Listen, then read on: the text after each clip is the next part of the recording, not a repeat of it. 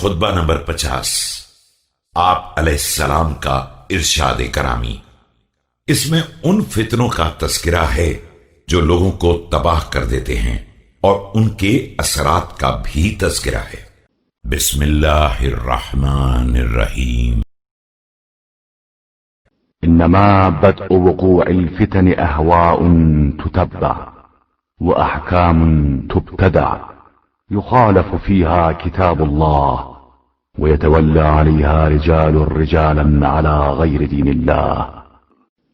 فتنوں کی ابتدا ان خواہشات سے ہوتی ہے جن کا اتباع کیا جاتا ہے اور ان جدید ترین احکام سے ہوتی ہے جو گڑھ لیے جاتے ہیں اور سراسر کتاب خدا کے خلاف ہوتے ہیں۔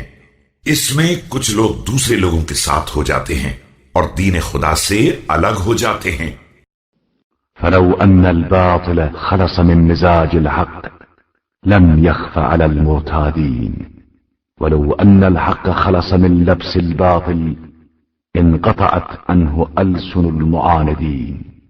کہ اگر باطل حق کی آمیزش سے الگ رہتا تو حق کے طلبگاروں پر مخفی نہ ہو سکتا، اور اگر حق باطل کی ملاوٹ سے الگ رہتا تو دشمنوں کی زبانیں نہ کھل سکتی۔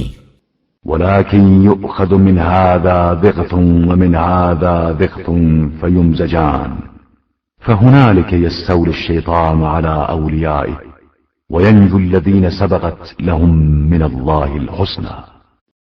لیکن ایک حصہ اس میں سے لیا جاتا ہے اور ایک اس میں سے، اور پھر دونوں کو ملا دیا جاتا ہے، اور ایسے ہی مواقع پر شیطان اپنے ساتھیوں پر مسلط ہو جاتا ہے، اور صرف وہ لوگ نجات حاصل کر پاتے ہیں جن کے لیے پروردگار کی طرف سے نیکی پہلے ہی پہنچ جاتی ہے۔